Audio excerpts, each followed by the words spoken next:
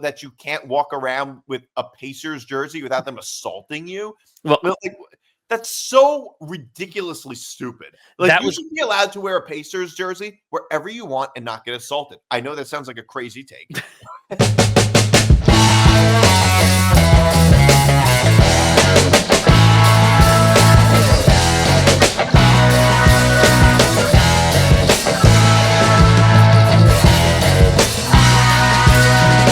What's up, everybody? I'm Nick DiMartino. That's Nick Morgasen. This is another edition of Moving the Goalpost. You can follow us across social media at MTGPETB. You can follow the Empty the Bench Network across social media at ETB Network. You can follow me on Twitter at Nick DiMart. You can follow Nick at NMorgasen Radio. And you can watch all Empty the Bench shows on YouTube.com/ETB Network. You can listen to all Empty the Bench shows on ETBpodcast.com. And you can listen to Moving the Goalpost wherever you get your podcasts. And make sure to like and subscribe. And this show is presented by Playback.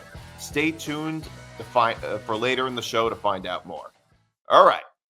So we got a lot of news to get to. Knicks are going to the Eastern Conference Finals for the first time in 25 years. Of course, it's against Indiana again.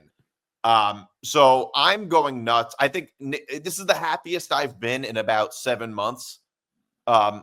Since the Mets, I would say, ended up beating the Brewers. I would say this is as big of a high as I've had since then, which, by the way, 7 months is not a long time. I mean, the fact that I've had multiple good moments for my sports teams in 7 months is like a world record for me, because I've gone years without any feeling good about my sports teams. You could be me if you want and root for my sports teams. I've done nothing. Well, you're a Yankee fan. You saw them win championships. You saw them win a championship. Well, the one that really sticks out to me was 2009. But like, okay, but you experienced it. You're old enough to enjoy it. That's true. I have, in my entire lifetime, none of my teams have won anything. Okay, do I have to tell you I'm a Jet fan? And I have never seen. I'm a Jet fan too. Oh yeah, that's right. But I'm also a Jet fan. But I'm a Net fan. But I'm also a Met fan, and you're a Yankee fan. But I'm a Net fan. That's brutal too. But like the Knicks and Nets, I mean, the Knicks are not historically a good franchise. They've had their moments. They haven't won in 50 years. That's true, but I mean, I don't think the Nets have won period since the ABA. So I don't think that being like a Knick or a Net fan is all that different. It's fairly similar, I would say. But yeah, I would say I think I have it a little worse. I would say I have it a little worse because I haven't experienced any winning. Well, I would at least say now the Knicks making it to the Eastern Conference Finals definitely evens it out, because the Nets made it like in the KD, Kyrie, 1 inch away from making the finals off a 3-pointer, but then that collapsed and imploded. That Nets team, like people are going to remember it as a failure, but the thing is that Nets team was so good. They really were good as long as they played together. Like, as long as nobody got hurt, or, Kyrie Irving had those weird things, had like some weird social cause or something like that, and didn't play. If they actually stuck together, that team could have won like multiple championships. They probably could. I mean, it kind of reminds, the earliest recollection of any team like that would have been like the early 2000s with Kidd and Carter and Richard Jefferson. Yeah. And Kenyon Martin and all that. And now I'm really dating myself and showing my age. But like, that's the one team and that played together for quite a long time. They never, I think the closest they made it was either 02 or 03, where they lost the finals to the Lakers. But look, if it weren't, the problem with the NBA nowadays is that the inmates run the asylum. If it weren't for the inmates running the asylum in Brooklyn, that Nets team would have won multiple championships. I mean, I really do. I think they would have won at least 2. Like, if they had just stuck together, they would have won multiple championships. But they didn't want to put up with any adversity. Durant signed his contract extension and then requested a trade. And then they ended up trading him to where he wanted to go. That was the problem with the Brooklyn Nets. It was the stars that had too much power over themselves. I mean, the irony is he's going to probably be traded again this upcoming offseason because he's not happy. Go figure. Yeah, he's not happy there either. I don't know. Maybe he'll go to the Knicks. We'll see. Anyway, I wouldn't wish that upon you, even as my rival team. but okay, so with everything going on right now with the Knicks, I've just like I said, I've never been this happy.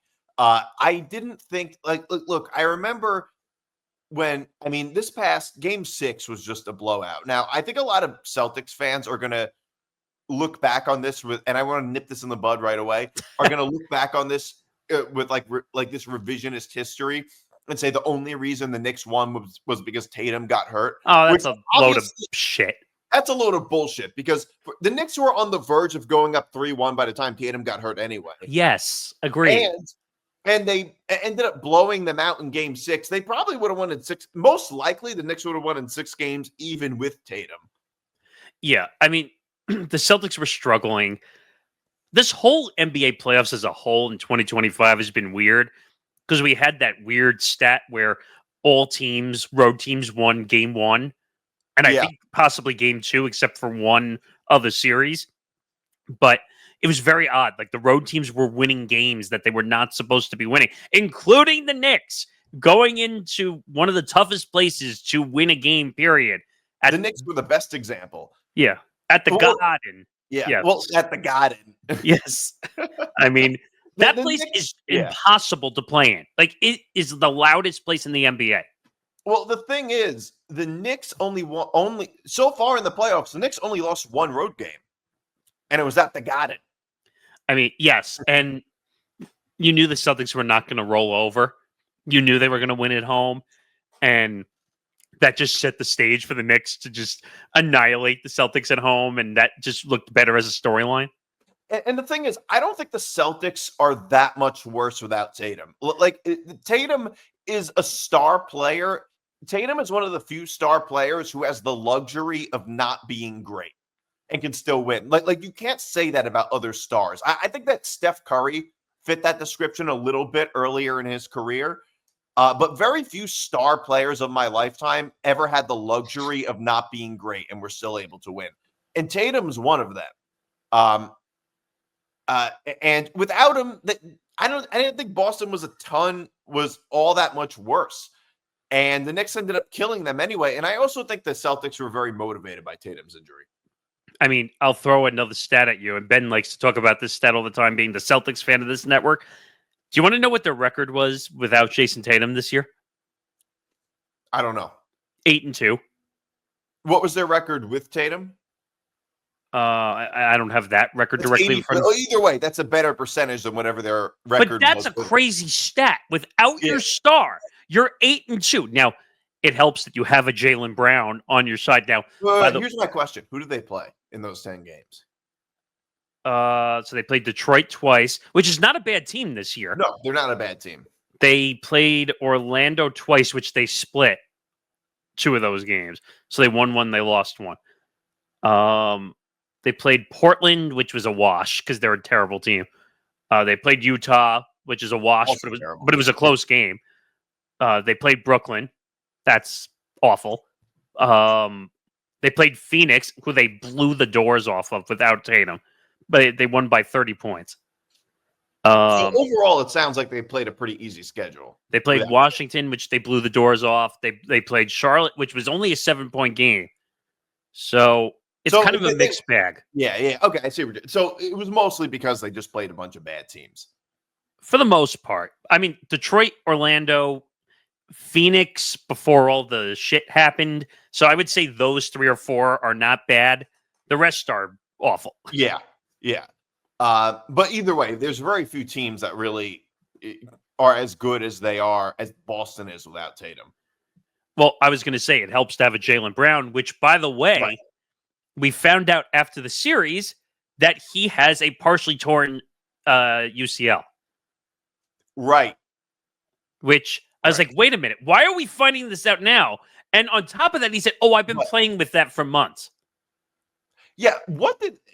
It didn't seem to affect his play very much. If that were me, that would seem kind of painful to play through.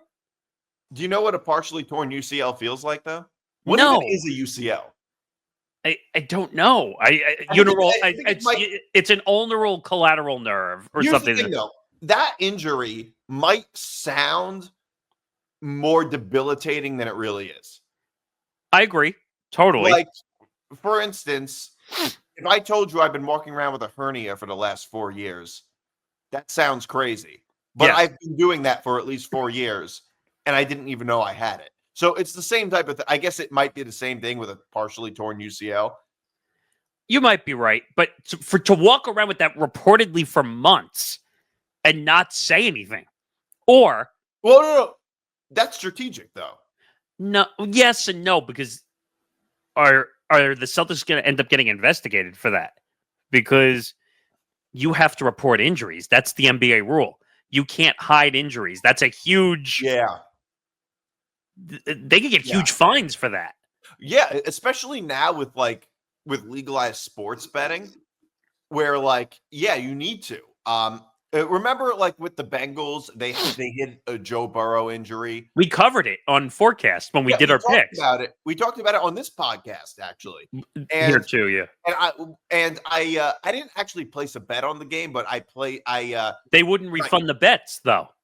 Yeah, they did or they didn't? No, they wouldn't. They said they basically said, "Oh, well, that's your loss because you didn't know essentially what was going on." But we didn't know what was going on. It wasn't our fault. It's because the Bengals hit it. Exactly. Well, you're talking about the whole Joe Burrow thing, where right. That's the problem. It's so you're making that bet on false pretenses. Correct. Which is the problem. In this case, now you are right about that. They might get fined because you can't hide injuries.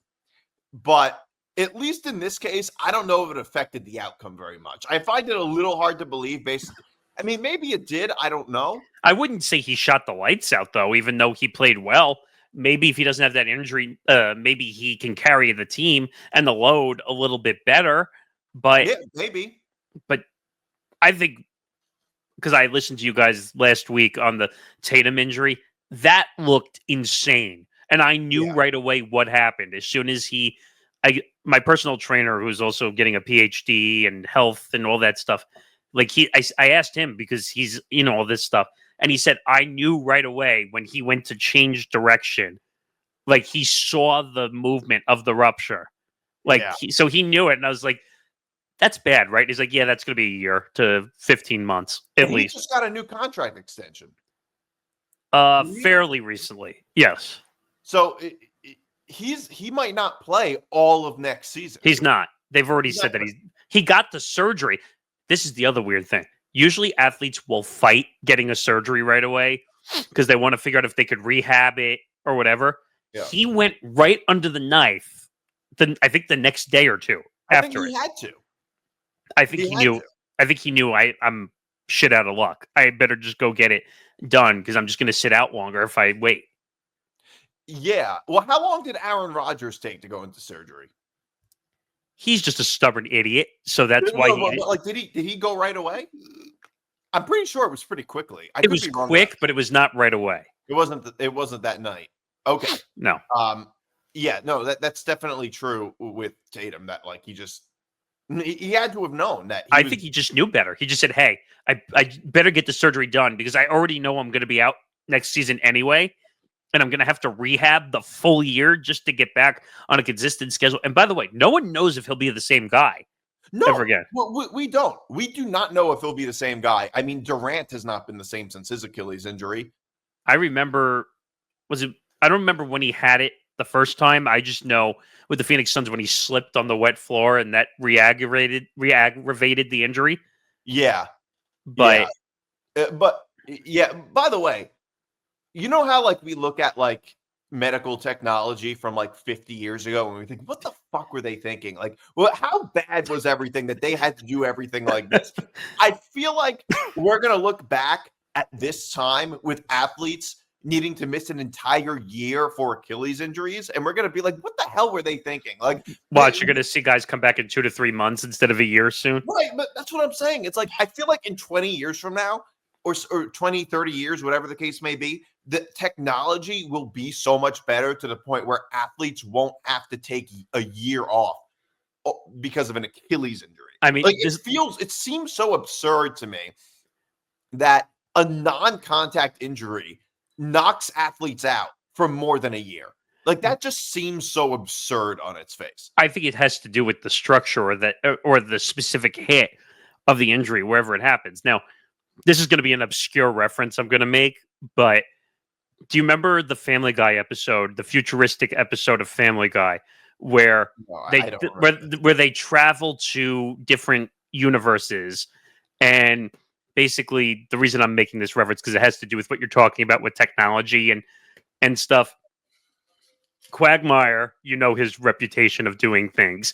Yeah. So he went one too many, ended up with AIDS, and he basically pulled out a device, and they had the medical technology to get rid of the AIDS right then and there.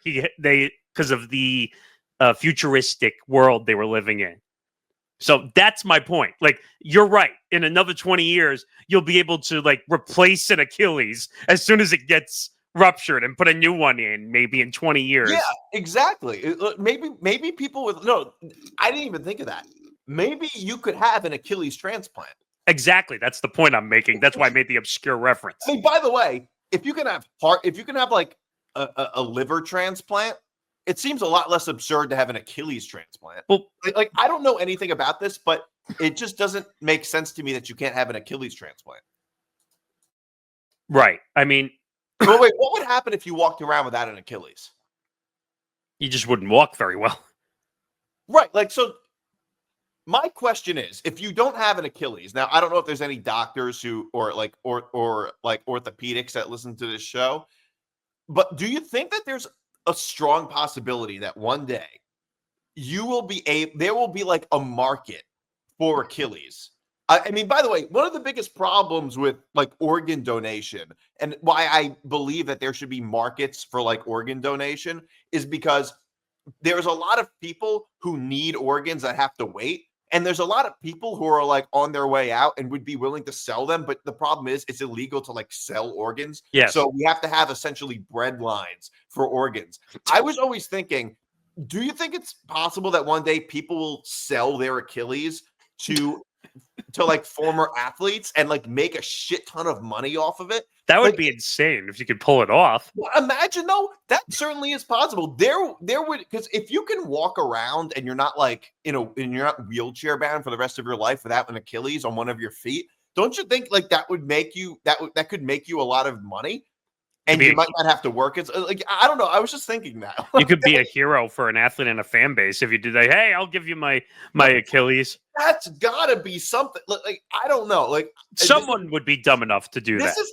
But it's not dumb. I don't think it's dumb. I think that maybe if you're like an older person and you're kind of out of shape and you're like not a young person, but like maybe if you're a little older and you're slowing down, don't you think it might make some sense to want to donate your Achilles? Maybe. I mean, that's the same thing as when they donate the brains for science. Like, right. It's the same thing. It's the same process. Like, all right, because they'll say to you when you're on your way out, athletes, when they're on the way out, because of, oh God, what's it called? CTE. Yeah, CTE. And they'll say, well, they'll give you the option. Are you willing to donate your brain? Well, yeah, that's how we do science. That's how we figure out what the issues are. Well, really just football players that they... I still find it wild. I think in another 20 years, eventually we'll be able to see how CTE is caused. I'm hoping in 20 years, because right now you can't find out you have CTE until you're dead. So I would hope in another 20 years, maybe they can figure it out while it's happening. My question about CTE is like, can non-football players or people that aren't in contact sports get CTE? It's mostly a concussive. Or is it it's only a concussive thing? Yeah, they say it's mostly a concussive based thing. Like, think about Tua, the amount of concussions that he's had. Like, yeah, people think he's going to end up with CTE if he ends up with another hit or probably two. Already has CTE. I wouldn't be surprised. I mean, but how many reported concussions has he had? Because there's some that are not even counted. I would say at least 5 or 6, at least. Yeah, that's concussions that's way outside what I understand. That's outside the pay grade. Did O.J. Simpson have CTE? Did they find out? I think he might have, but I'm not. Again, not a doctor, so I don't know. But like Aaron Hernandez have crazy. Aaron Hernandez did, because that's where all his issues kind of stemmed from.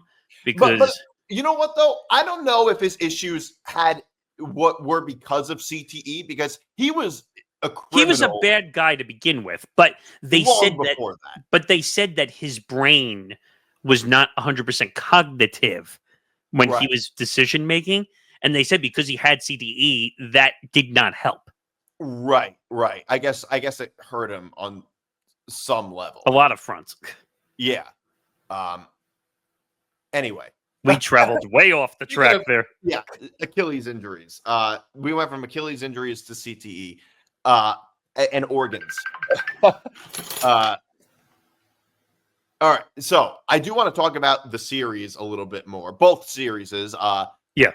Porzingis, this was as bad as I've seen Porzingis look in this series. He apparently has long COVID. Yes. Yep. And apparently that's the cause of it.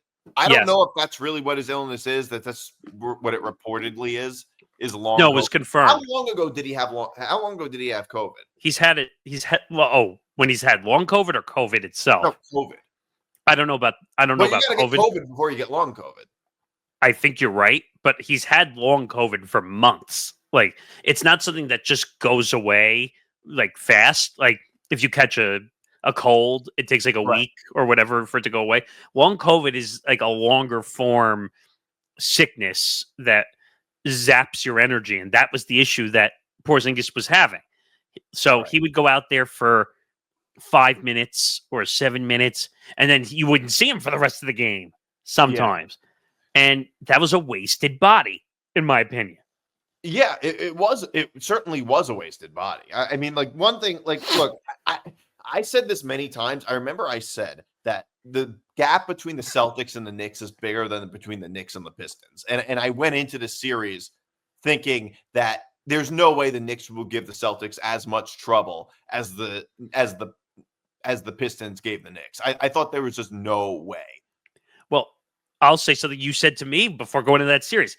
Minus 900 betting odds for the Celtics. That's pretty, yeah. What was it for the Cavs and the Pacers? It definitely was a lot closer. A lot closer. I wouldn't say it was close between them, but it was a lot closer than that minus 900, which anyone who bet the Knicks made a lot of money on that series. Oh, yeah. I mean, I wish I did. I guarantee you there were some people that probably did. Yeah, but I will have to say, just as a fan, and I don't know if you saw it, but at the end of the game, which, by the way, was a game that was not even really worth watching past the second half. That was essentially 3/4 of garbage time. That's how lopsided that game was. And nothing felt better than when I saw the Garden erupt with the goodbye song. That was great. What made it so much better is that it was against the Celtics. That was such a great feeling. I mean, just to see that. That goes with the chants where everyone was like, well, we want Boston. We want hearing that in the other arenas. And I'm like, oh, wait. Well, the Celtics kind of have to win before you can make those chants of we want Boston. But no, but I'm talking about that too, where other fan bases were chanting we want Boston, which at the time, if Tatum was still healthy and Brown was still whatever he was, that's a silly thing to chant because you're probably not going to win. But the Knicks played a good series regardless, even if Tatum was healthy. And Jalen Brunson looked amazing. Josh Hart bled for this series, by the way, too. By the way, I love that picture of Josh Hart because you know what I know is going to happen? I know that 25 years from now, people are going to show that picture of Josh Hart to show how tough the 2020s basketball era was, just like people do now with the 90s. Like, I know that. I just know that's going to happen. Yes. That they're going to be like, today's the 2050s era of basketball. It's just not what it was in the 2020s. It's a wimpy phase. Of Josh yes. Hart. No, that is so 100% accurate. But that was an elbow from Cornette, I think, the backup center. Which, by the way, he played really well in this series, too. He doesn't get enough credit for having to really take a role that Porzingis kind of failed in and Horford kind of failed in big time. Yes. But that elbow was massive. First of all, when I saw that hit, I said, all right, he got elbowed in the face. Big deal. Then I see him get up, and I'm like, oh my God. Yeah. Like, it's like a well bleeding. And I'm like, and he didn't come out. Yeah, he didn't even refuse to come out. It's what people say hockey players are. I was going to say, he is a hockey player. Like, he doesn't let anything hit him. Yeah. And by the way, I remember, can we finally admit that the Knicks made a good move trading for Bridges? Can we now finally admit that? Because for almost a whole year, people have been talking about how bad of a trade it was. And it's just like, without Bridges, the Knicks are not in the Eastern Conference Finals. And I'm not the biggest Bridges fan, and I'm all ears. And by the way, I think it was a good move for the Nets too. I think both teams won this trade. I think both teams clearly won. It was a lot of draft capital, though. It was a lot of draft capital, which the Nets needed and the Knicks didn't. The reason the Knicks had so much draft capital was to use it as currency. Yeah. The chances of the Knicks are too good of a team to even have good draft picks. That's a good point. What are the chances that any of these guys would turn out to be anything? Like essentially, where would the Knicks have been drafting anywhere? Where did they draft this year? I mean, all their picks, like, because I know they made some trades. Their picks are going to be late first round. Like, they're all even mid first round. Like, how many of them pan out? Like, they don't. Like, these guys end up like what? Kevin Knox. Kevin Knox. All right, would you not trade 5 Kevin Knoxes for 1 Mikal Bridges? I mean, the thing is, here's the thing: the Knicks lost Hartenstein and they lost DiVincenzo from last year, who both started. And you kind of need somebody, and they needed another starter, because who's the first guy off the bench? Mitchell Robinson or Miles McBride? I mean, these guys are 20, 25-minute a game players. They're not starters. I mean, McBride had a good series, though. I'll give him that much. Like, he shot pretty well in the series. Brunson? No, well, McBride off the bench. No, I'm not saying I don't like McBride. McBride played well, but he's not a starter. No, he's not a starter. 25-minute per game player. He doesn't shoot well enough to be a starter, number one. Well, we have him to hit shots. Like, that's why he's there. No, but I'm saying he's not consistent enough out there to be a starter. And the thing with Bridges is that he's been inefficient. I don't disagree. He's an inefficient shooter. However, he's good in big moments. And that's very important. It's very important that he can actually hit shots when we need him to hit shots. Well, I would say that Mikal Bridges was much bigger than offense in either game 1 or game 2. I don't remember which one. I didn't even bring up his defense. Which, by the way, that was an incredible defensive stop when we were sitting there for game 1 and in game 2. I think he had both big defensive stops in both games. He did. And I think the one that maybe scratched my head was the way Jason Tatum approached that last possession.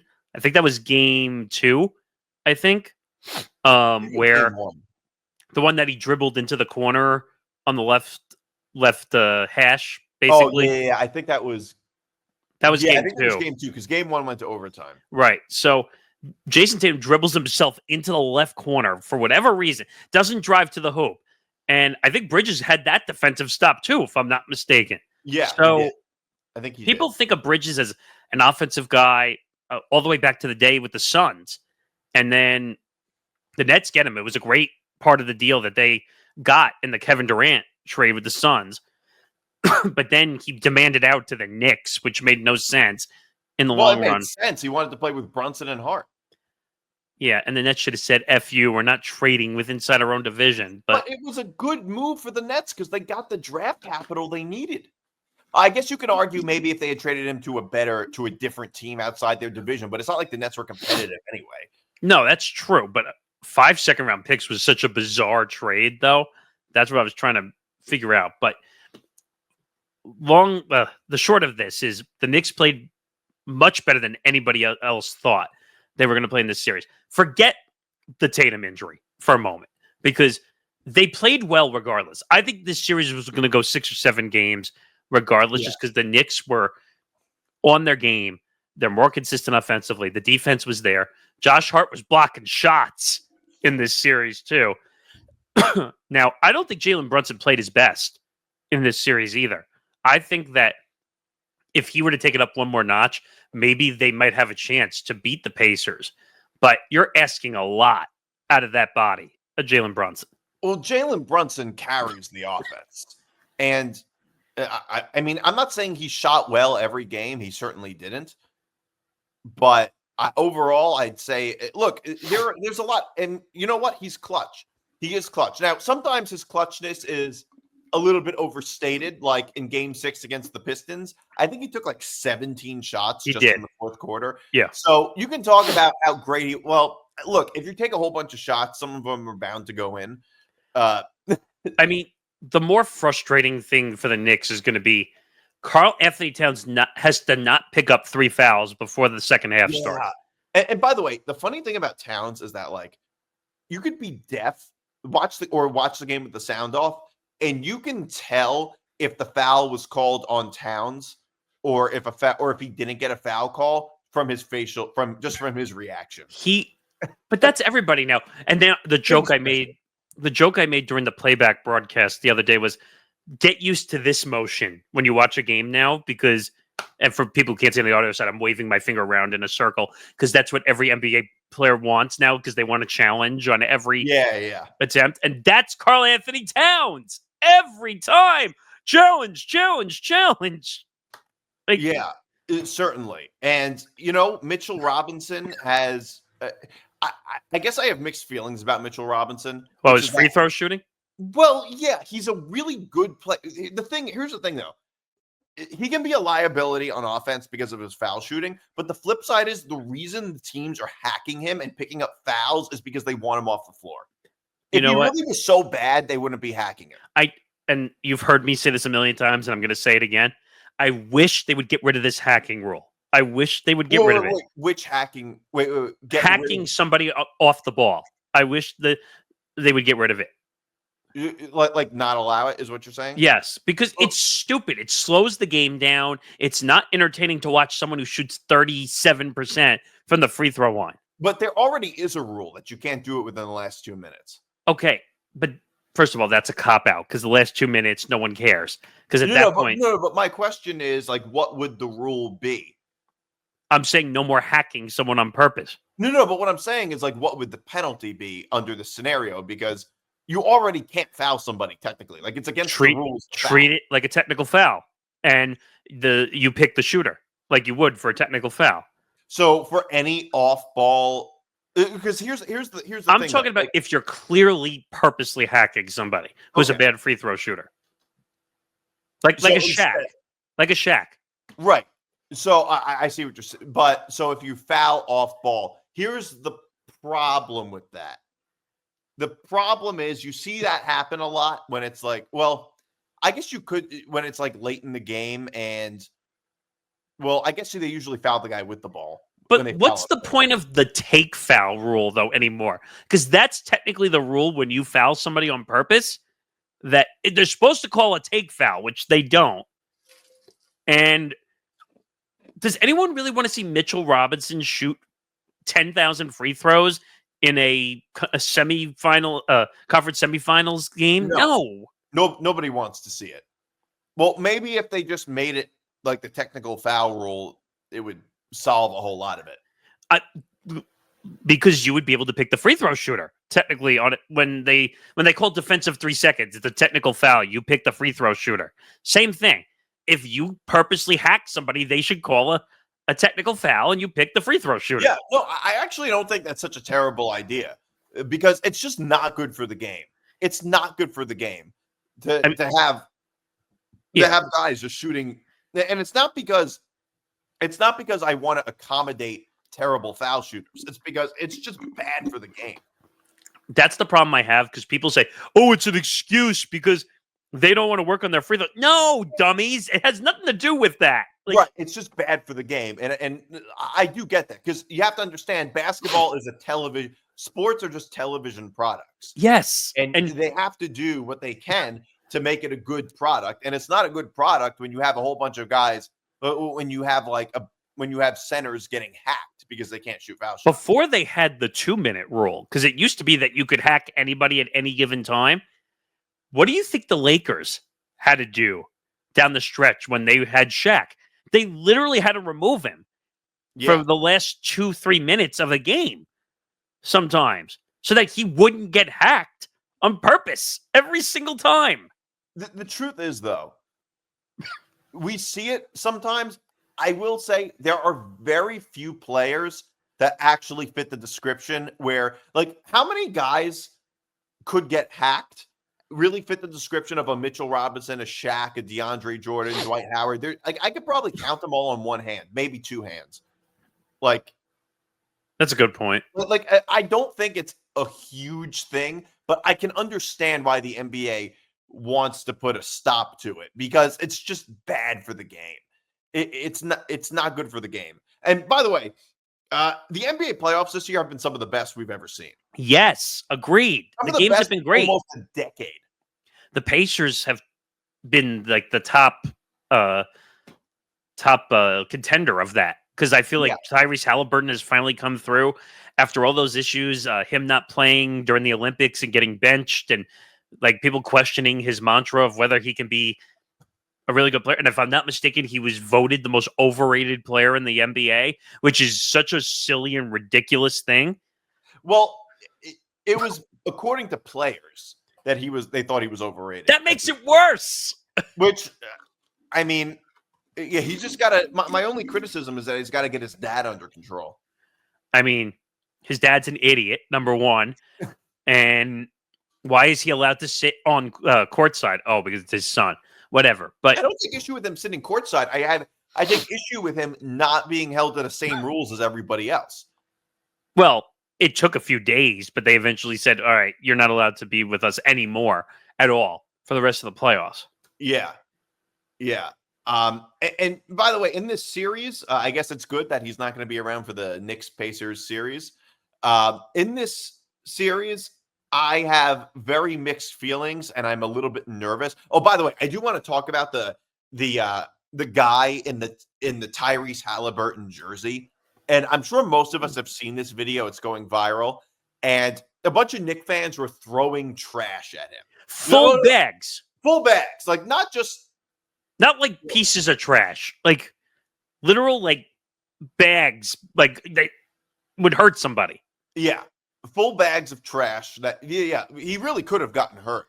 And I've seen comments on both sides of this. I've seen comments on social media saying, well, what did you think was going to happen when you walk around with with the opposing team's jersey? And it's just like, that's like what people say when somebody if somebody were to walk around Philly in a Cowboys jersey or something like that. And it's like, are you really arguing that Knicks fans are such barbarians that you can't walk around with a Pacers jersey without them assaulting you? Well, like, that's so ridiculously stupid. Like, you should be allowed to wear a Pacers jersey wherever you want and not get assaulted. I know that sounds like a crazy take. That was going to be my point. That was literally going to be my point, that people are condoning the fact that assault should be allowed. Like, no. Or they're condoning it based on the fact that they expect it. Now, the fact that I might kind of expect something to happen doesn't mean my attitude is, well, what did you expect to happen? Like, it's not crazy to me, for instance, that like Patriot fans or Eagle fans or whoever might assault you if you walk around with an opposing team's jersey. I don't disagree with that, but I'm not going to blame the victim and say, well, what did you expect to happen? Like, I'm sorry, but they're not like, do you expect fan bases to just be barbarians? And you think that's an argument in favor of them? It's, first of all, it's crazy. And we'll get to the rest of the NBA stuff, but basically the way the Knicks fans acted after they won that pivotal game, which I will say, even though they blew them out, it was a pivotal game. But the way they one guy climbed the billboard and should have been arrested, by the way, for climbing the billboard. How do you get down? Nobody knows. But he climbed the billboard, and then you had people climbing up like walls and shit. And I'm like, you didn't win the NBA Finals. Let's take it down a notch, please. Here's the thing, though. The flip side of this is that a lot of people are looking at like these videos and making the point that this is like, oh, Knicks fans are scum because of this. And it's just like, okay, that's wrong. Every fan base has a lot of scum, and you could the truth is, you could do that with any fan base after Yes. they win something. Like, you could just as easily do that with like Philly and Boston fans or whoever. Like, look, it wouldn't shock me either if somebody wearing a Knicks jersey was assaulted by Indiana fans in Indiana. You could probably just as easily find something like that too. So to me, viral videos don't prove broader trends. No, of course They not. don't prove anything. They only prove things about individuals, really. But they Yeah. don't prove broader trends. Yeah. Like that just really doesn't make a ton of sense. No, Like, it doesn't make sense because fans are fans. And by the way, this is going to sound ridiculous, but fan is short for what? fanatic. So fans are fanatics. They're crazy. Some of them will paint their bodies the color of their team, for crying out loud. They go out. Like in Seinfeld. Yes. And so that's what a fan is, a fanatic. It's a crazy person. Yeah. End of story. And by the way, look, we don't have to break down the whole series because I think the Pacers are going to win it in like 7.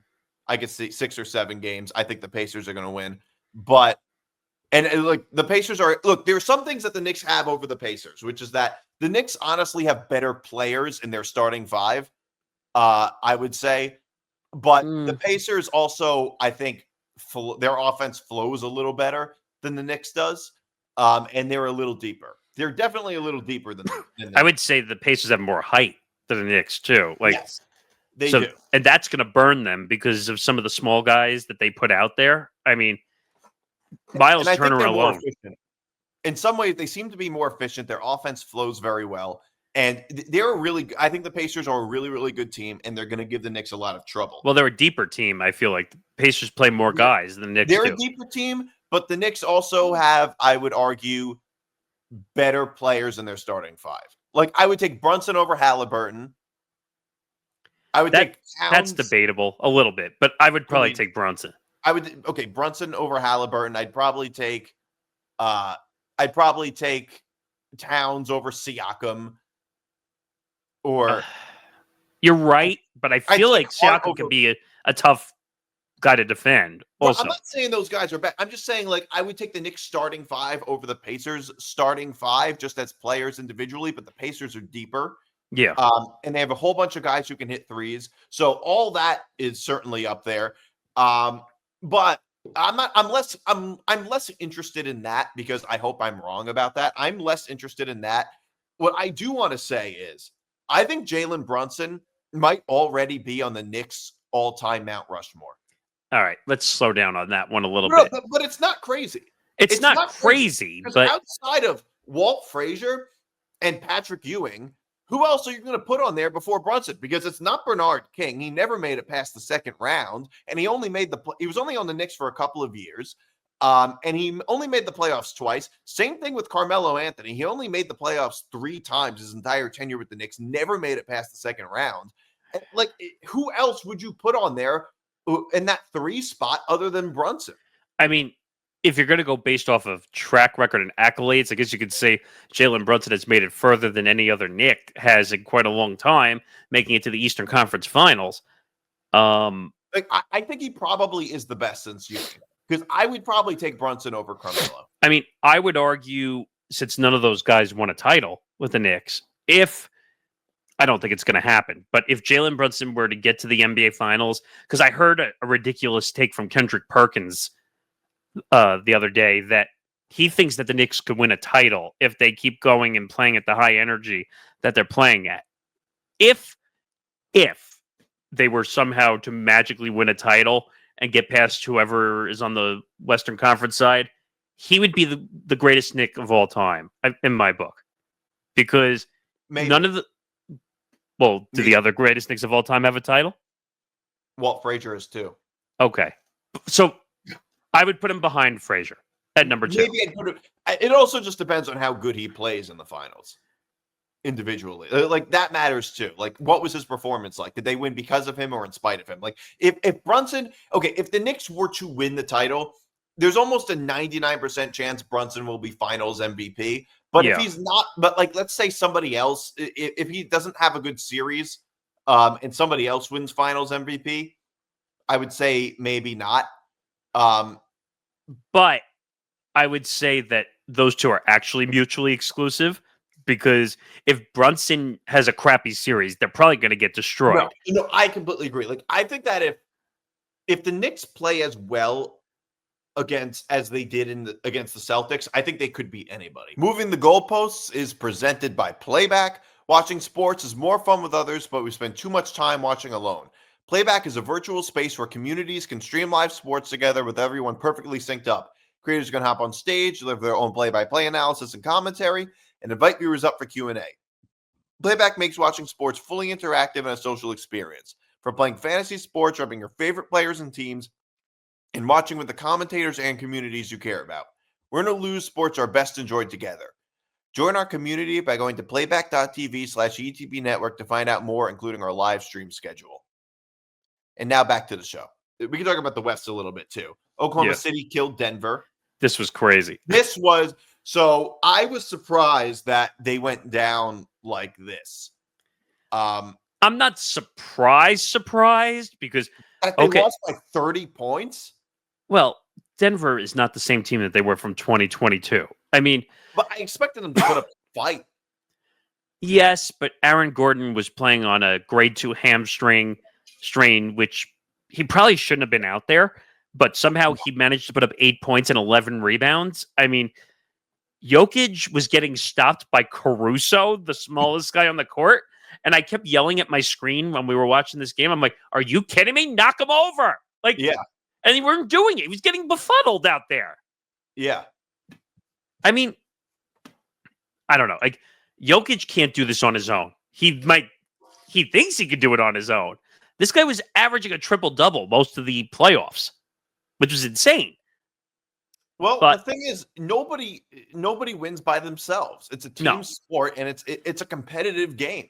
And nobody can win by themselves. And really, he didn't have any help this series.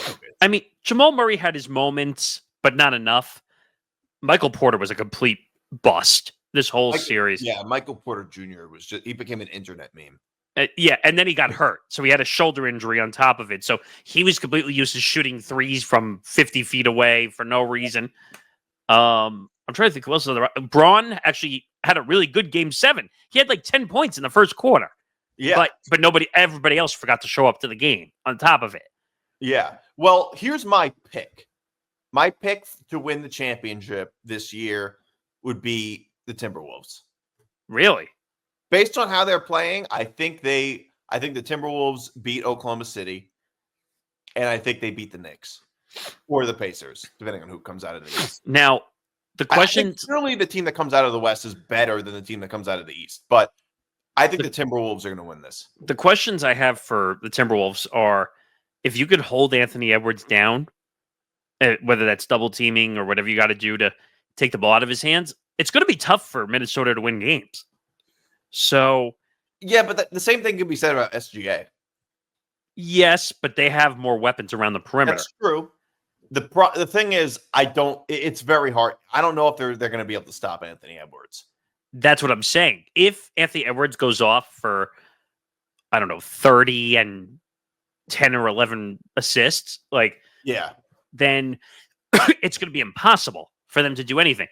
But I wouldn't say Minnesota is exactly the most sound offensively besides Anthony Edwards, like options-wise.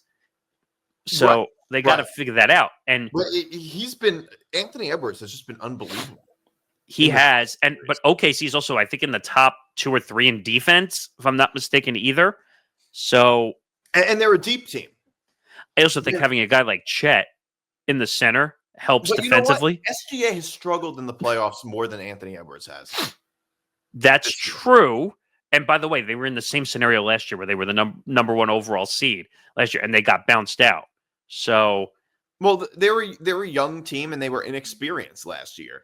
Yeah, but this team is way better than the OKC team from last year. But I also think this year's Timberwolves team is better than last year's. Yes, I agree totally. But OKC should win this series. They should win this series, but I'm not confident in this series. I could see this going 6-7 games. I really do. I think so too. I think it'll go at least 6 games. And I think Anthony Edwards is going to win his first title. That's what I think I think this series is going to be based on who blinks first on the road, like who's going to win a road game in the other team's arena. I could potentially see that, but I don't know. You never know this year because road teams have been winning quite a lot. I mean, 20-point leads are not safe in this NBA playoffs either. So they never certainly not in the Knicks Celtics series. No. Really, how much time have the Knicks actually led in that series? Oh God, they said it was like under 10% of the entire series.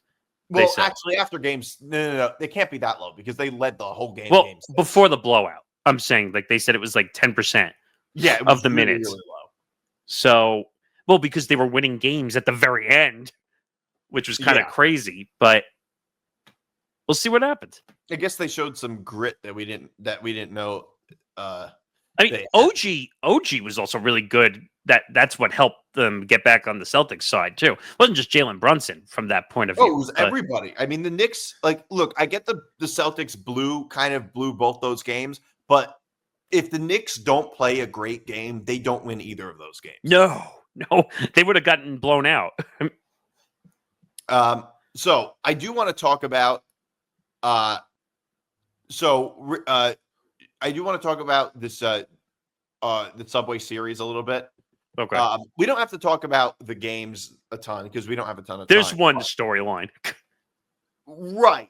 There's a few storylines. One, Pete Alonso threw the ball basically into the Hudson River. That was crazy. Oh my God. When the game is tied, we all know Alonso's not the best defensive first baseman. We all know that. That was an airmail. Like, seriously. Look, to me, I don't like talking about April and May baseball that much. I agree with you. Yeah. It's, I don't know, regular season baseball, but this is the Subway Series, Mets, Yankees, so there's a big rivalry there. And to me, I think the only story of this series was with Soto. Yes, that's where I was going.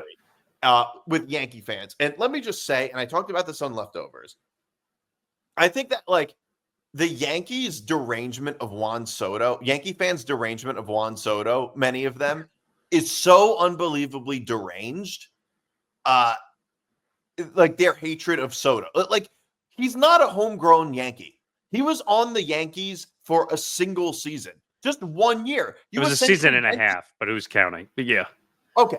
1.5 seasons. It was, so you essentially, the Yankees rented Soto, essentially. Yeah. Yep. His contract ran out. The Mets offered him a better deal objectively, more money and a suite. So it was objectively, all else being equal, a better deal.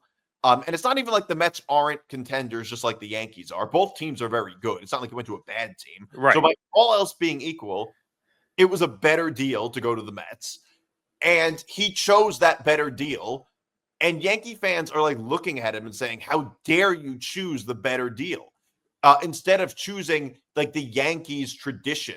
It's just not everybody cares about the 27 rings or the pinstripes or the things that these weird sort of things that Yankee fans care about. Not everybody cares about that. And there's nothing wrong with caring about those things if you're a fan of that team. But don't be mad when other people don't care about it. Juan Soto is not from New York. He didn't grow up a Yankee fan. First of all, he's not even from this country. He's not from this country. He's Dominican. Yeah. So, why would he care that, why would he care about the Yankees pinstripes and traditions and 27 rings?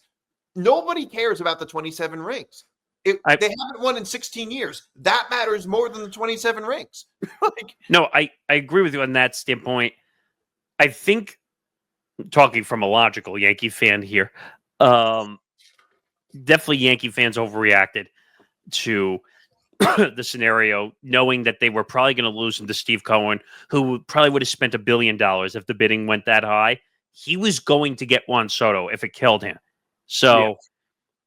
I'm telling you, that bid could have gone all the way to $5 billion. Steve Cohen would have paid it. So, even though that would have been insane. But Yankees needed to move on. Now, I think I said this to you on a stream not too long ago, but Soto made a mistake by making that stupid remark about Aaron Judge, saying I don't have an Aaron Judge in my lineup with the Mets. It was a dumb statement. It was a really dumb statement. Do you think it was a dumb statement, or do you think it's a little bit true? It's there. Well, every dumb statement has some truth in it. But what I'm saying is, do you think it was dumb because he said it, or do you think the statement itself was dumb? Because I don't think the statement itself was a dumb statement. It made a certain amount of sense. I guess it's just something you don't say. I think the timing of it was bad also, just because it's not like you left New York to go to Detroit or Texas. You stayed in New York and you went across town. Yeah. So you're going to get New York fans who are pissed off, and then you make a statement that say, well, I don't have an Aaron Judge in my lineup to hit behind. Well, I think that's why Yankee fans are mad, because they're basically saying, well, if you wanted Aaron Judge so bad, just stay in pinstripes. And yeah, I get that. I understand what you're saying. The flip side is, I'm sure he knew this and considered it, and also said, in spite of that, I'd rather go to the Mets. I think that's really all it was. Well, no. Play the sound effect, because that's literally what this is all about. Or I could, if I have it on me right now. It's more about this. Because right. And there's nothing wrong with that. That's the thing. There's nothing wrong with choosing more money. But my question is, get mad at athletes for choosing more money? I don't even understand that. My question is, was the money so significantly egregious that would it have mattered if he stayed in a Yankee uniform or if he went to play with the Mets? No. The answer is no. No, because I agree partly that it might not change your life that much, but more money is still preferable. More money and a suite is still preferable to less money and no suite. So even if all else being equal, I would still take more. I would still take the more money over less money.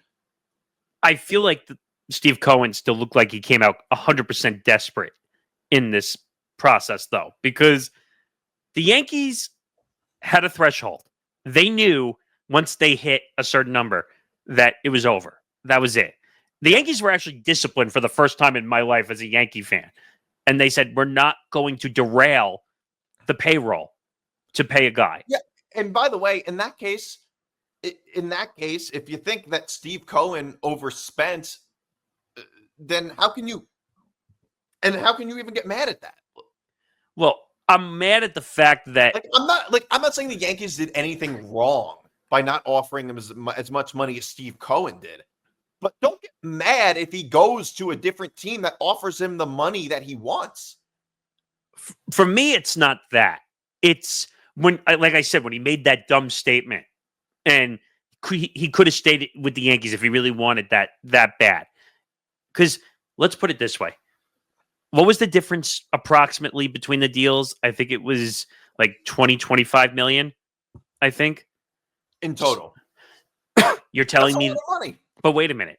You're going to tell me that if he was still in a Yankee uniform, he couldn't make up that 30 million in endorsement and whatever? He could have made that money endorsements as a Met anyway. No, but my point is he could have made that money up in a Yankee uniform. Because what did we talk about the other day on the stream? The Yankees are a what? They're a brand. So yeah, I don't think. I mean, look, I don't know how much money they even make in endorsements. Do you think that he took a hit in endorsements going to the Mets instead of? No. That's not my point. My point is that I think if he stayed in the Yankee, if his whole thing was money, the endorsements being in a Yankee uniform would have been higher, in my opinion, than they would have been. Maybe a little bit. I mean, look, I actually don't know how much. I'm sure he considered this, is what I would say. I'm sure he considered how much money he'd make on endorsements as a Yankee as opposed to a Met. I don't think it would necessarily be that much different. I don't know. Maybe a little bit.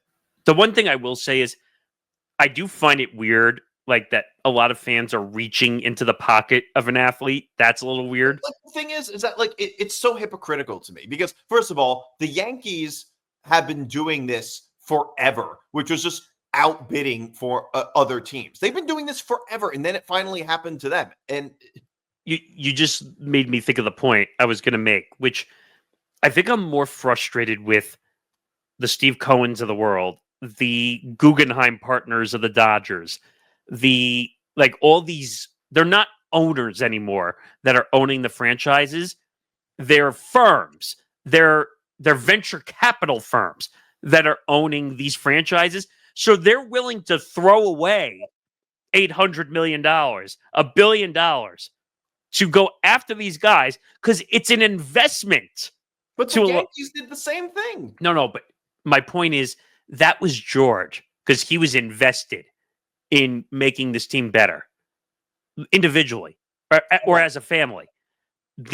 Steve Cohen is not. He claims Cohen's not a firm; he's an individual, just like George Steinbrenner. No, I get it, but he is a huge investor type guy. That's what he is. He is, but the Mets are owned by an individual; they're not owned by a firm.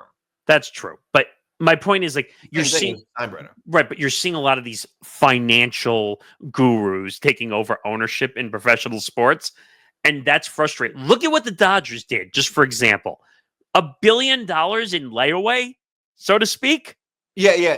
It's all like they're paying. I remember I saw this meme and it was a picture of, I think it was construction workers working on Dodger Stadium. They said, and I saw a comment that said they're going to be pissed when their checks come in 30 years. Yes. No, that's exactly right. I agree with that 100%. However, let me just be clear. I don't think that I don't think it's the way the ownership or the lack of a salary cap in baseball is bad for the sport. I don't think it is. So you think there should be one? I don't think there should be one. I'm actually not a big believer in salary caps in general. I'm in favor. I like the way baseball does it. There's a few reasons. So you like drunk spending, essentially? Well, here's the thing, though. Having a lot of money doesn't mean you're going to be smart with it. No, I agree. Totally. I mean, being able to spend a whole bunch of money, has been the downfall of many teams. So I think they should be allowed to spend the money however they want. And I'm open to arguments on the other side. But the thing is, in baseball, right now, the best teams in baseball are in New York and LA. It's what is it? The Mets, the Yankees, the Dodgers. Actually, they're not even the best record this year. Actually, who is the best record? You're going to be surprised because it's not a high payroll. Detroit. Okay, Detroit. So, but the point I'm making is the way baseball is set up now is that the biggest teams, the best teams are playing in New York and LA. And I think baseball or any sport for that matter. Baseball loves it. Right. That's what I'm saying. Baseball's in good shape that the best teams are the Mets, the Yankees, and the Dodgers, the two biggest markets in sport in the country. The problem is, how do you beat last year's World Series? That's going to be getting Yankees Dodgers World Series last year. Baseball was salivating over that. I'll tell you how you beat it. And you beat it by it being a better series. The Dodgers won in 5 games. If it's I'm talking about matchup specifically. Forget the games. I know how you beat it. Mets Yankees.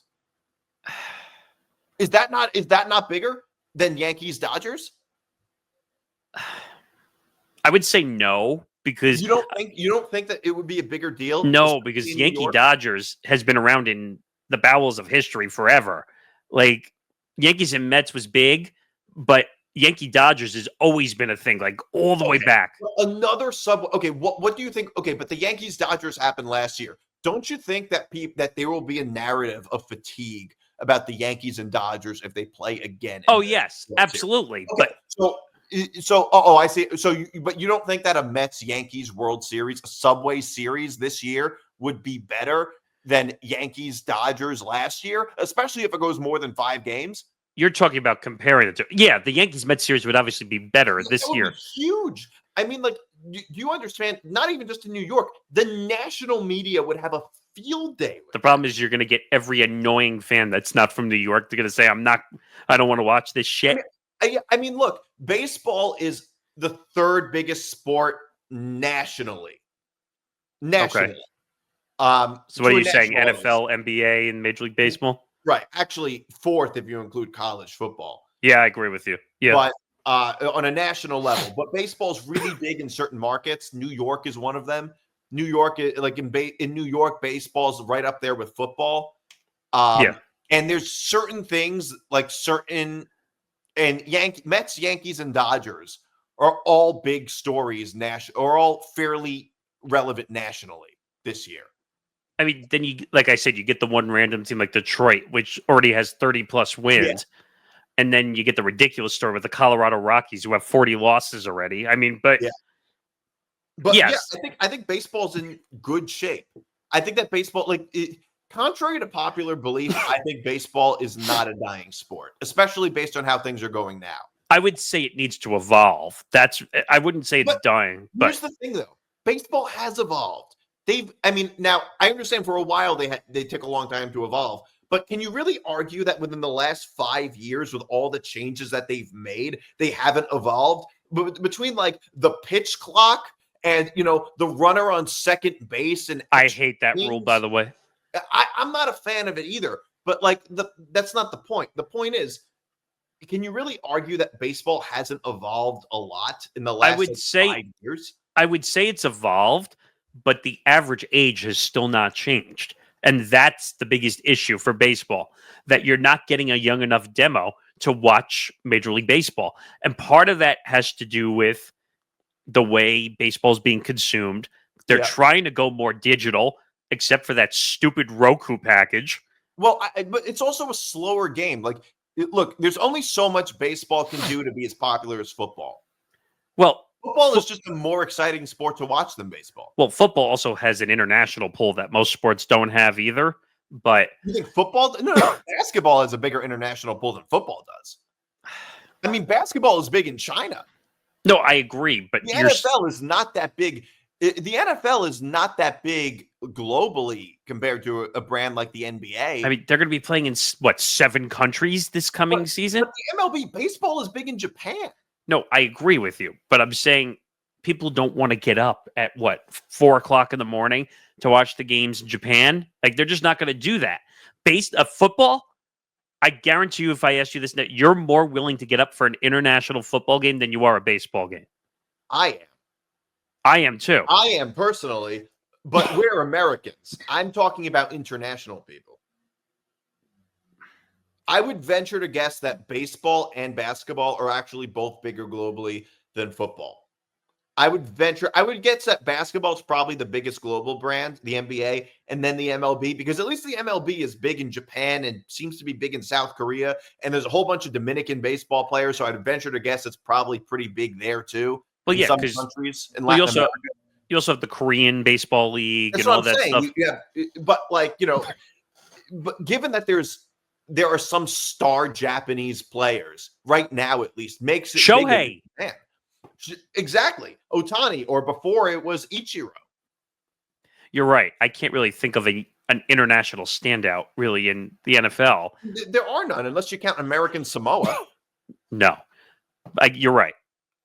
I had to think about that one for a second, but do we have time to do one more story or no? Do you want to do the Geo story? Yeah, I do. Badly. I don't mind. I have time. Okay. All right. So speaking of the Subway Series, and by the way, on Boomer and Geo, Boomer Esiason ripped Dave Sims for missing the Subway Series.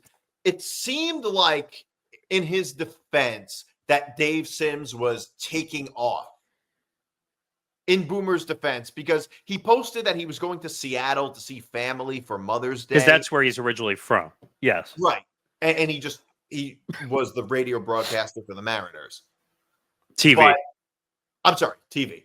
And Boomer was like, you can't be taken off on the Subway Series or whatever it was. I mean, what a hypocrite. In fairness, I don't disagree with him that you can't, if you're the Yankees radio announcer, you can't be taking off the Subway Series. I agree with that. Like when I say taking off, I mean just going on vacation during the Subway Series. That would be absurd. But I don't know. First of all, true. But he then posted, because it seems a little confusing. Dave Sims then posted a video of him with hot water and tea, saying, I've had laryngitis.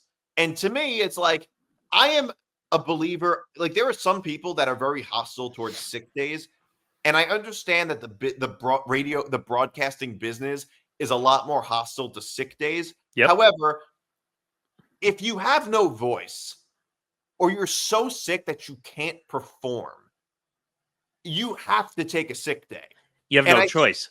Yeah, so he had laryngitis. If the guy has no voice, why torture yourself and the listeners to subject the listeners to you with laryngitis? I mean, what was really funny though about that whole thing was you're talking about the picture that he posted where he has the towel over his head, and you see the tea, and you see the chicken soup, and you see all the. It was a funny picture, by the way, so I'll give him credit on that front. But he was trying to steam his voice. Is essentially what he was trying to do. He was also trying to prove, but I think the reason he posted that was because of what Boomer said. Right. Now, I can relate because I did play-by-play when I was in college. I tried it. By the way, I do have a story. In college, there was a homework assignment where we had to do play-by-play. And my play-by-play was, I think it was the 2015 Sugar Bowl.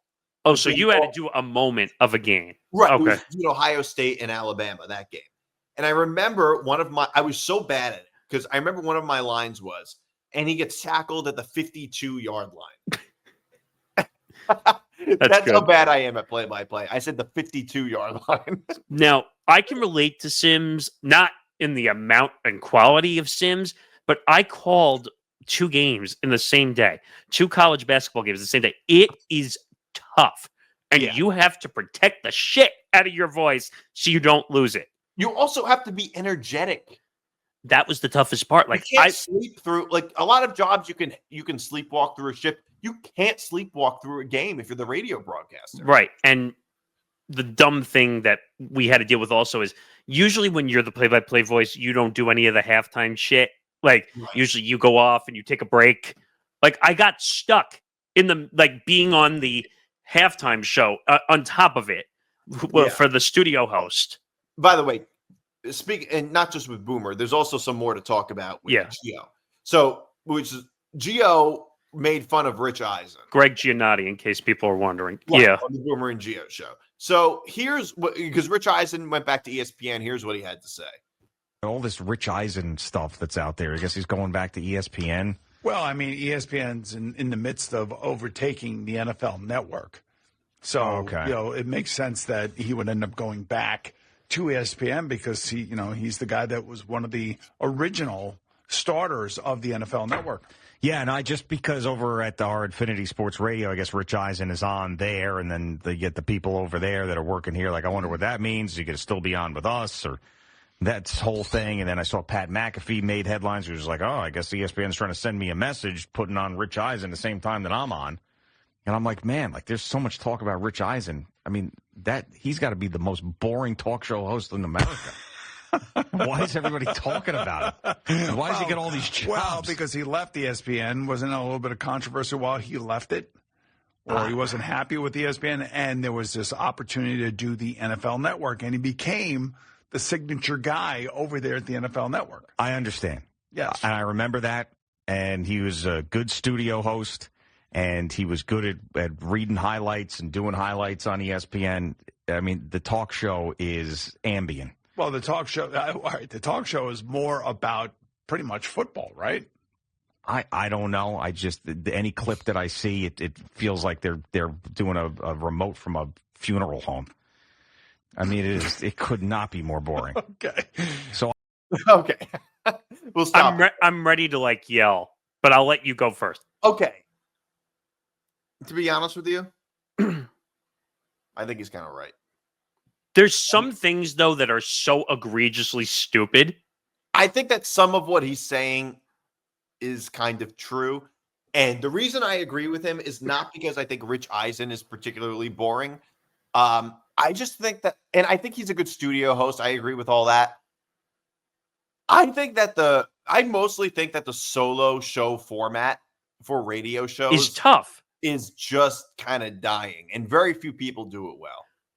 Almost nobody does it well. I would say, actually, believe it or not, I think it's coming back because of podcasting and everything. Well, no. But podcasts are rarely one person talking. They at least usually have a guest. No, but I'm saying it depends on the format. That I like Colin Cowherd, because I'm sure that's the name that's going to come up when we're talking this. He does the Colin Cowherd podcast on the side of his show that he does for 3 hours a day.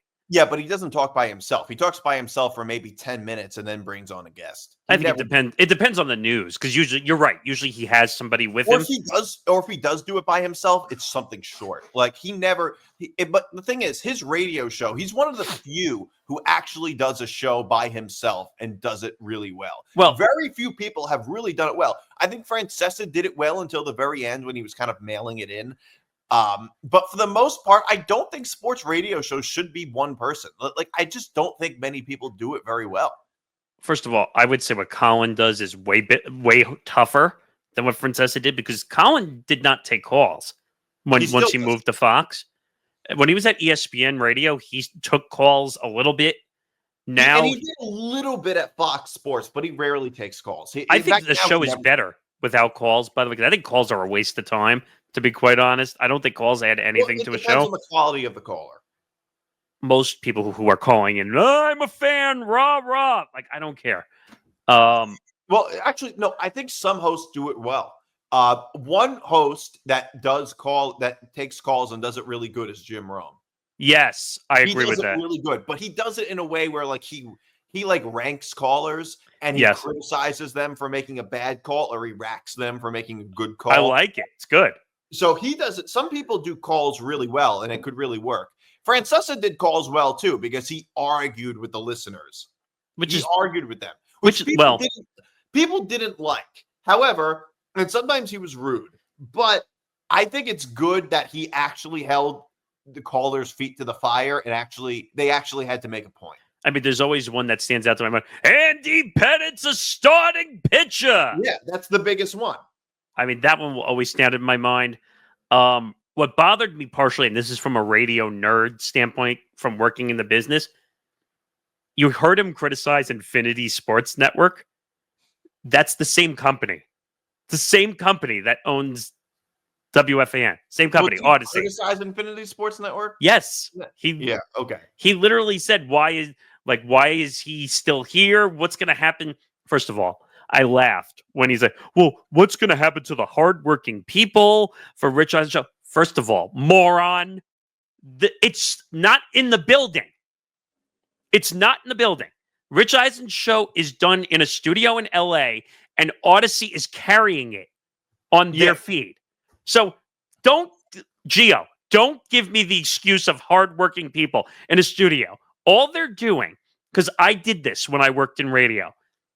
When you run a syndicated program, you put the commercials in, you do it. If there's a sports update at the top of the hour, you air it, and that's it. That's the hardworking person putting the show together. So Gio's making all these dumb excuses for why Rich left to go back to ESPN. First of all, it makes 100% sense that he went back to ESPN, because that's where he's from. That's his legacy. And but how many people go back to ESPN? If you're a legacy name, it makes sense. But no, but what I'm saying is, do people go back very often? No, I agree with that. But yet, there's another headline, which I don't know if you and I talked about it a while ago, but ESPN is in the process of taking over NFL Network. Yes. They mentioned it on the clip. So for some reason, the NFL doesn't want to own NFL Network anymore, which I find kind of bizarre and silly. Yeah, it's called the NFL Network, literally. So basically, ESPN is taking it over. So believe it or not, it's really not that Rich Eisen is going back to ESPN. The entity is going to be owned by ESPN. Correct. So them putting it on ESPN Plus and Disney Plus and on ESPN Radio, which is the other rumor that's being thrown around, to replace whatever their noon to 3 show is, which, first of all, I would take Rich Eisen over what they have. Noon to 3 City. It's Joe Fortenbaugh and Q Myers, whatever that show is. Okay, maybe, right? Because I've never heard of it. Rich Eisen was on ESPN Radio for years. So I would take legacy name over no names that I don't know. So I get where Gio's coming from. It's a lot of hoopla. I think Gio is very much correct. I think Rich Eisen is very boring. Okay, but I think he's painfully boring. He knows the NFL in and out by any means. Knowing the NFL in and out doesn't mean he's not boring. By the way, Boomer showed his ignorance there when he said, "Oh, well, I think the Rich Eisen show is only football." Yeah, no, it's not. It's a syndicated sports talk radio show like anything else out there. I mean, but I know he's a big Jet fan. Yes, he is a big Jet fan. He used to be from New York, if I'm not mistaken. But I'm sure he is from New York originally if he's a Jet fan. No. Well, you could be a Jet fan anywhere. But How my many point, out-of-market Jet fans exist? They're not like the Dallas Cowboys. It's a lot different now with all the streaming stuff. You could be a fan from anywhere, but yeah, but they're not a team that I can't imagine there's a whole lot of people from Texas that are Jet fans. That's a good point. But I get where he's coming from, but at the same point, Gio is a hypocrite and then can't handle when people go after him at times. I don't think that's true. I don't think he cares when people go after him. No, but sometimes he gets a little butthurt when people make insults about the show. And he just fires back at them. Like he might argue with callers a little bit, but I mean, the one thing I will say, his impressions are spot on. His impressions are great. That I'll give you. When he does the Joe Beningo or he does the Francesa, he can't really do the Francesa anymore because he's not on the air. So like he still does it.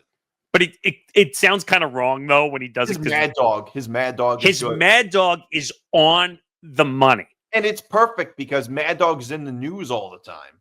So whenever he hears something, it's right to that voice. Yeah. Him and who was the other guy at night? He did a good impression of him too before he went to Spotify. Oh, John Jastrzemski? Yeah, JJ. He didn't go to Spotify. He went to the Ringer. Well, that's Spotify. They bought the Ringer. Okay. So, but that was an incredible. He had I don't know if you saw the video of him doing a Mike and a JJ. Yeah. I'm like, that takes talent. I'll give you that. That takes a lot of talent to go between the voices and stuff. But I feel like Gio sometimes just pedals and pedals and pedals, and it never ends. Yeah. So, but I love the show. I listen to it all the time, every morning, basically. Yeah, I mean, as long as they're not pedaling Barstool 4 hours a morning, but they don't. Well, they play golf with them. That's why they talk about Barstool a lot. And Barstool's relevant in the sports. It's relevant to their audience. What I will say is the Frank the Tank rant with the bleeps in it was the funniest thing ever the other morning. But which one? Where he's just going off on the Mets and Soto during the Subway Series. But yeah, either way, we're way over time. Yeah. So yeah. We'll be back next week. I'll be back next week on another edition of Moving the Goalpost. I'm Nick DiMartino. That's Nick Morgasen. This is Moving the Goalpost. See you guys then.